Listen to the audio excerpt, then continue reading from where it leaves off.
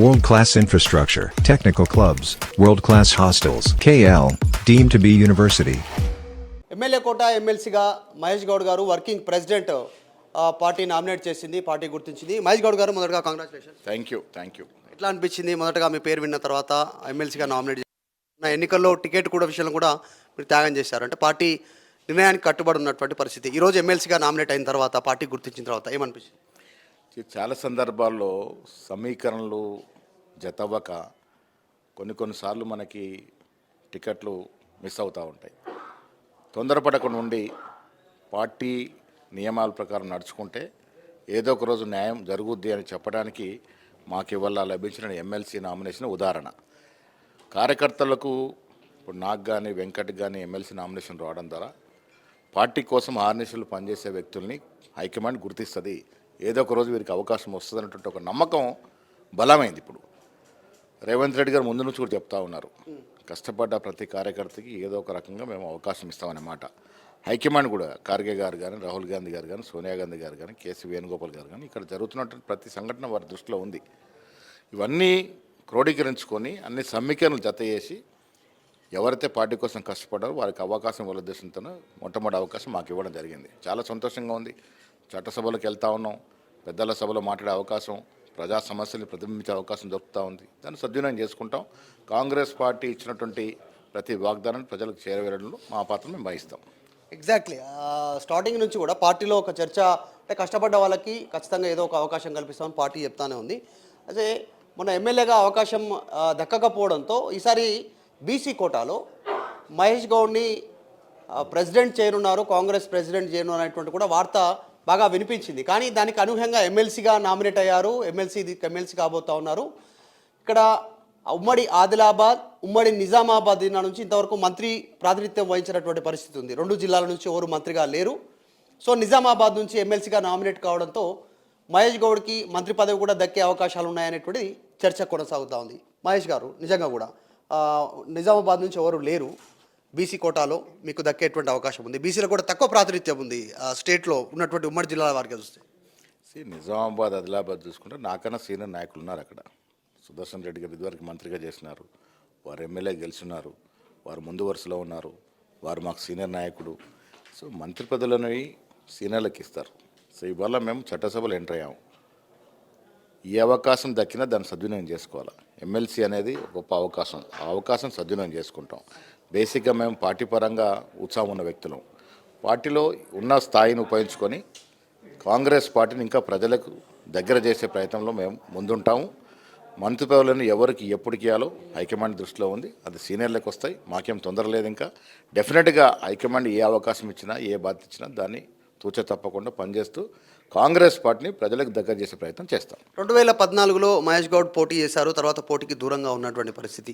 ఇప్పుడు చాలామంది పార్టీని వీడారు, టికెట్ రాకపోవడం వలనో, పదవులు రాకపోవడం వలనో. మహేష్ గౌడ్ పార్టీ లాయల్టీగా ఉండడానికి రీజన్స్ ఏంటి, ఎందుకు లాయల్టీగా ఉండిపోయారు అక్కడే? కాంగ్రెస్ పార్టీ గొప్పతనం. కాంగ్రెస్ పార్టీలో మేము ఎందుకు ఇంకా ఉన్నామంటే కాంగ్రెస్ పార్టీ యొక్క పునాదులు, కాంగ్రెస్ పార్టీ యొక్క విధానం. కాంగ్రెస్ పార్టీ గొప్ప పార్టీ, పరిపూర్ణమైనటువంటి స్వేచ్ఛ ఉన్న పార్టీ, ప్రజాస్వామ్యం పరిపూర్ణ నమ్ముకున్న పార్టీ, నిజమైనటువంటి లౌకికవాద పార్టీ. సో మాలాంటి వాళ్ళకి సరైన పార్టీ ఇది.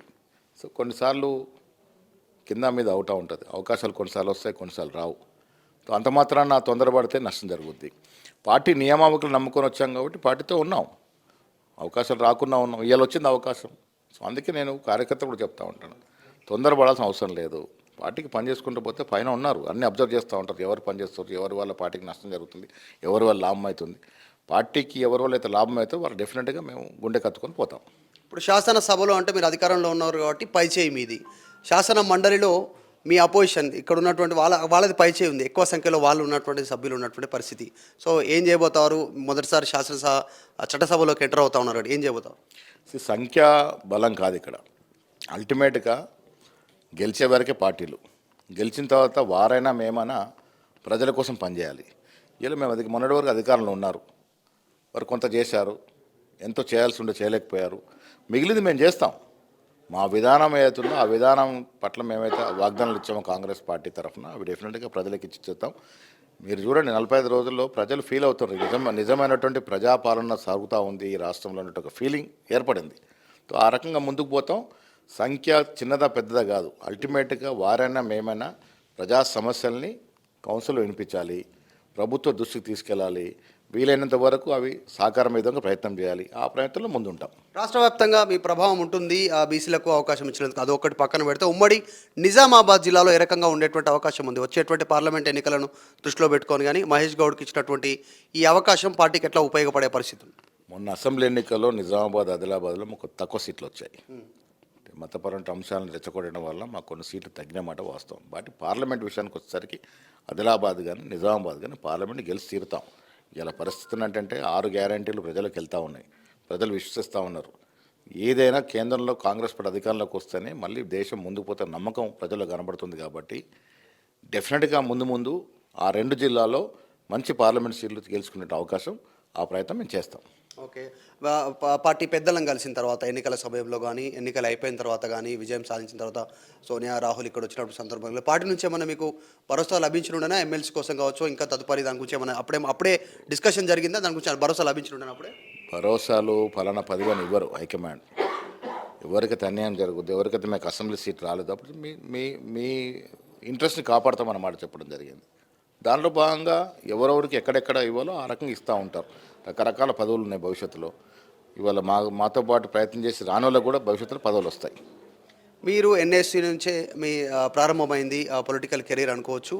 ఇప్పుడు యంగ్స్టర్ వెంకట్ కూడా ఎన్ఎస్సీ నుంచే, ఏమనిపిస్తుంది అని చెప్తారు? సంతోషం. అంటే స్టూడెంట్ పాలిటిక్స్లోకి వచ్చి స్టూడెంట్ పాలిటిక్స్లో యాక్టివ్ ఉండి స్టూడెంట్ పాలిటిక్స్ ద్వారా కాంగ్రెస్ పార్టీకి సేవ చేసిన అందరూ కూడా అవకాశం రావడం, అందరూ ఇరువురు కూడా, నాకు కానీ వెంకట్ కానీ, మాకు ఇద్దరిది కూడా ఎన్ఎస్యూ బ్యాక్గ్రౌండ్. నేను కూడా 90 నుంచి 99 వరకు రాష్ట్ర ఎన్ఎస్ అధ్యక్షుడిగా ఉన్నాను, యునైటెడ్ ఆంధ్రప్రదేశ్. సో ఎన్ఎస్యూలో రాజకీయం ప్రారంభించిన వాళ్ళకి 2 పదవులు దక్కడం అనేది చాలా గర్వంగా ఉంది. ఎన్ఎస్యూఐకి క్రెడిట్ పోతుంది. ఏం చేయబోతా ఉన్నారు మహేష్ గౌడ్ గారు ఎమ్మెల్సీ తర్వాత? డెఫినెట్గా కౌన్సిల్ అనేది ఒక గొప్ప అవకాశం. ప్రజల్లో జరుగుతున్నటువంటి సమస్యలు, అక్కడ ఉత్పన్నవుతున్న సమస్యల పట్ల మనం దృష్టి సాధించి కౌన్సిల్ ద్వారా మా ప్రభుత్వం కానీ ముఖ్యమంత్రి దృష్టికి కానీ మంత్రుల దృష్టికి కానీ తీసుకెళ్ళి ప్రజా సమస్యల పరిష్కారానికి మా వంతు కృషి చేస్తాం. Right, thank you so much and congratulations. ఇది వర్కింగ్ ప్రెసిడెంట్ కాబోయే ఎమ్మెల్సీ మహేష్ గౌడ్ గారితో సంబంధించినటువంటి ఫేస్ టు ఫేస్. అయితే ముఖ్యంగా నిజామాబాద్ జిల్లా నుంచి మంత్రి అయ్యేటువంటి అవకాశం కూడా ఉందనేటువంటి పార్టీలో చర్చ కొనసాగుతూ ఉంది. వర్కింగ్ ప్రెసిడెంట్గా కొనసాగడము, 2014లో ప్రత్యక్ష ఎన్నికల్లో పోటీ చేయడము, తర్వాత పార్టీ చెప్పినటువంటి లైన్లో పనిచేయడం, ఇవన్నీ ప్లస్ అయ్యేటువంటి అవకాశం ఉంది. లాయల్టీగా పనిచేయడం, బీసీ సామాజిక వర్గానికి చెందినటువంటి వ్యక్తి కావడం, ఇవన్నీ ప్లస్ అయ్యే అవకాశాలు ఉన్నాయి. సో మొత్తానికైతే 2 ఎమ్మెల్యే కోటా కింద ఇచ్చేటువంటి ఎమ్మెల్సీ స్థానాలను కాంగ్రెస్ పార్టీ భర్తీ చేయనుంది. పోటీ కూడా ఎవరు లేనంతో దాదాపు ఏకగ్రీవం అయ్యేటువంటి అవకాశం ఉంది. వీడియో జర్నలిస్ట్ జాఫర్తో మధు మల్కేడికర్, హైదరాబాద్. మరిన్ని వీడియోస్ కోసం ఛానల్ ని సబ్స్క్రైబ్ చేయండి. లేటెస్ట్ అప్డేట్స్ కోసం వాట్సాప్ ఛానల్ ని ఫాలో చేయండి. అండ్ లింక్ డిస్క్రిప్షన్ లో ఉంది.